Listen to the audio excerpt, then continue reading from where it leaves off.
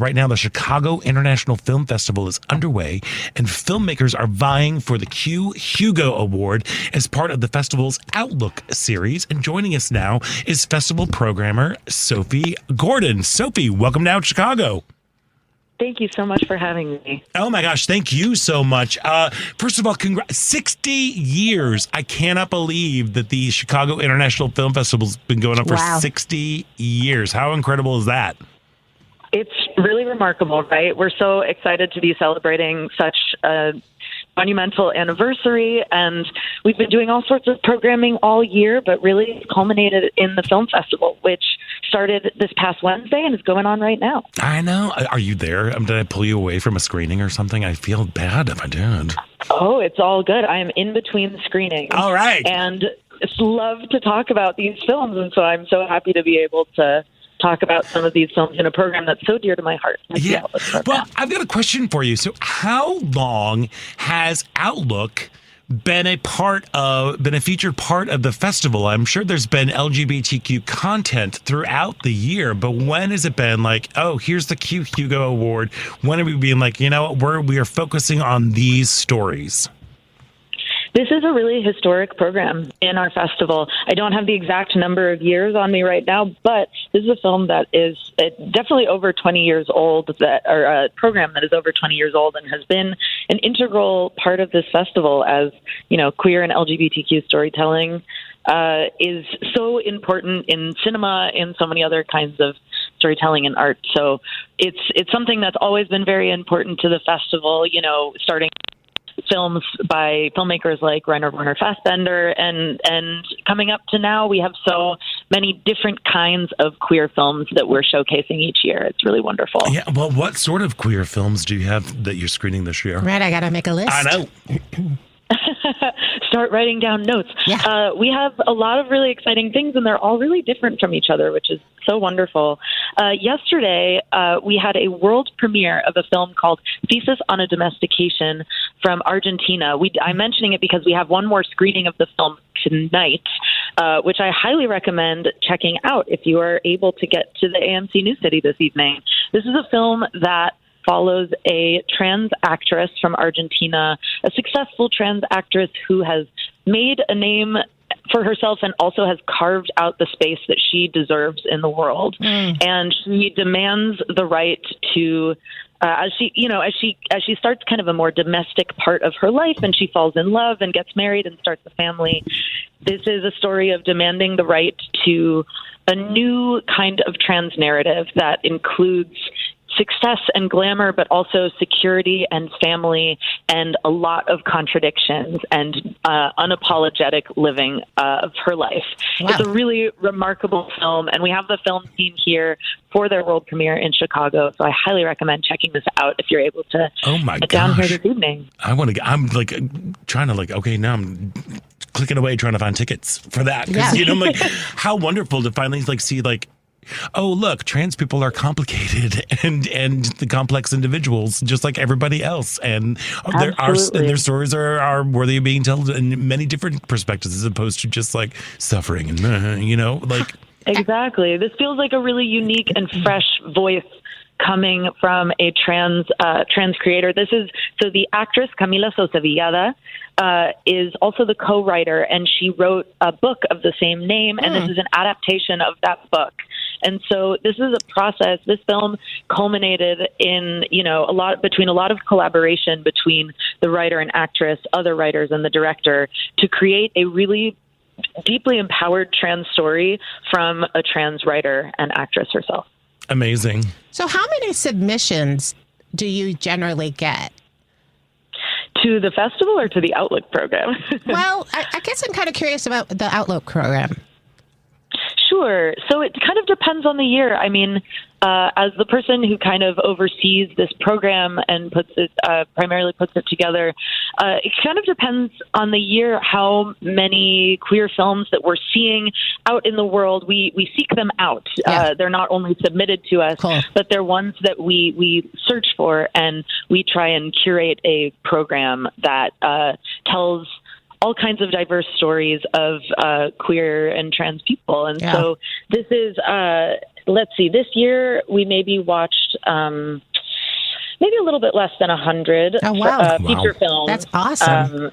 Of LGBTQ films, but and ended up with a program of 10 that are specifically in our Outlook program, 10 feature films. But we have more kinds of queer stories that are woven into the festival as well, because it's really wonderful to see queer storytelling start to become not necessarily just a thing that's protagonistic in films, but also something that's really integral as parts of other kinds of stories. Yes. And I love the due diligence there, which is that, yes, people can submit, but also you are taking on the responsibility of going out and seeking the work, because so often people will be like, well, no one submitted. Oh, well, and it's like, no, if you want to diversify, you need to take on that responsibility to go the places where the work is being made as well. Exactly. And really wanting to find these queer stories that inspire us and that we really feel the need to share with our audience here in Chicago. Yeah. And these are stories from all around the world as well, which is quite wonderful. I know. So I was going to say we've got an Argentine film. What other films are part of the Outlook program of the Chicago International Film Festival that's going to be running through October 27th? Another one I'd love to highlight is a really lovely Irish comedy called Four Mothers. We also have the filmmaker here to present the film, which is such a wonderful opportunity to be able to discuss the film with the filmmakers after the screening. And this is a comedy that follows a gay Irish writer who is a writer of young adult fiction and starts to find success after having written for a very long time. His novel starts to become popular in the U.S. But he's also the primary caretaker for his mother, who lives at home with him and has recently suffered a stroke. And so this is a film, really just delightful Irish comedy that follows him as he's starting to gain success in the U.S. and starting to plan a book tour and all sorts of things that are really fulfilling his kind of destiny as a writer, while also navigating life at home with his mother, but not only his mother, but a few of his friends in his queer community decide that they also want to go to a pride celebration in the Canary Islands and thus leave all of their mothers with him as he stays in Ireland. And so this really is a film of four mothers and one man who is kind of taking care of all of these very different women and navigating, his own relationships and his own queerness while also trying to live his life as a writer. Love it. Oh my God, I love that. And can you get him at some point to say 33?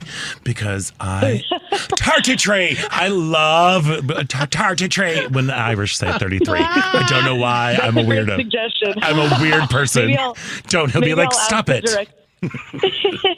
Maybe I'll put in that request. I'll ask the director to just give us a little taste of that in the Q&A. Yeah, you'll just set him up somehow in the Q&A. Yeah, there we go. But create a little setup. I like that idea. Again, I'm a garbage person. Like, your accent delights me. Say 33. That's awful. Okay, so aside from me accosting all of the Irish filmmakers that are going to be there, what other countries are featured as a part of the Outlook program? We have so many different countries featured in this program. We have Brazil, we have Vietnam, we have Romania, we have films from right here in Chicago. These are, and like I said, these films really are so different from each other and tell such unique and special and varied stories of queer people around the world. And one that I want to highlight is from Brazil, because this is really a film that celebrates queer joy. As you were saying earlier with Thesis on a Domestication, like, queer stories are so much more complex and dynamic and empowered than just stories of suffering or adversity, and while those stories are absolutely, of course, important to tell, especially from around the world. This film, Baby, from Brazil, is a really wonderful story of queer joy. And this follows a young man who has recently left a juvenile detention center, and he leaves and finds that his family is nowhere to be found.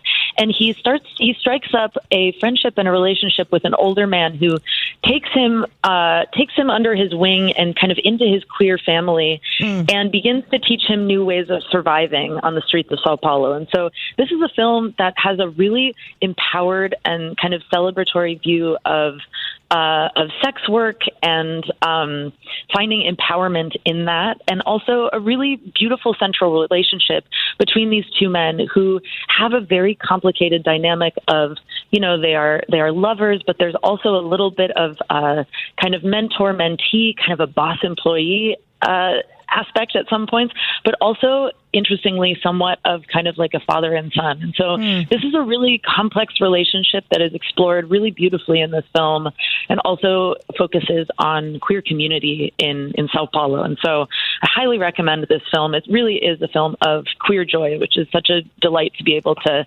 share stories of queer joy every year. Yeah, 100%. So, Sophie, clearly you are a devotee of film. You love the medium. Can you put your finger on it? Like, what was your gateway drug into like the movies world? Where you're like, I saw this film and I'm like, oh, I get it now. Like, what was your like entry into the cinematic world? And then what is for you? What does the power of movies hold for you? Those are beautiful questions. I've loved film my entire life. Some of my earliest memories are of loving and obsessively watching certain movies over and over and over again. Like what? I want to know about which ones. When I was really little, two of my favorite films were The Princess Bride and Young Frankenstein. Yes! Oh my gosh, Sophie. From when I was a teeny tiny kid. Done. And I just watched them on repeat. Done. But I feel like excellent films, right? Uh-huh. I still have them memorized. But I think a turning point for me in terms of wanting to work in film and work in this medium was when I was in middle school. Again, too young to be watching these films. And I started watching the films of Pedro Almodovar. Oh, wow. Who remains one of my favorite filmmakers. Yeah. Apart from queer cinema, I also kind of specialize in Spanish language and Latin American cinema. And so it's really wild years later to be looking back and thinking about watching Pedro Almodovar films when I was like 13 years old, too young to be watching stories like this. But I fell in love and I was completely entranced by this kind of dynamic storytelling, telling stories about women, the complex inner lives of women and queer people. And I look back and that was so formative for me. And now kind of the two things that I focus on in my work are Latin American and Spanish language stories and LGBTQ stories. And so I have Pedro Almodovar to thank for that. Oh my gosh, you have manifested this festival. That's so cool. Oh yeah, Truly, I think wild. Tie Me Up, Tie Me Down is perfect for a middle school. Sure. Sleepover party. I love that you mentioned that one. That's one of my favorites, and I have the poster on my wall at home. There we are. Funny. Sophie, we need to hang out more because I will quote along Young Frankenstein with you. Top to bottom. Love it. The whole thing. Amazing. Yes, it's fantastic. And what's even more fantastic is that we have something like the Chicago International Film Festival right here in our city because the name is even in the title. Right. Chicago International Chi-town. Film Festival. And it runs through October 27th. For more information on the Outlook competition and for all of the films, that it sounds like it is an incredible tapestry, head to chicagofilmfestival.com. For how to find where the theaters are and get tickets and all the films and everything. Sophie Gordon, thank you so much for taking time out between screenings, and have a wonderful festival. Thank you so much for having me. Thanks for chatting about film, and I hope to see you at the festival. I'll be here. So Great. Come say hi. And I will bring the popcorn for when we put the candle back.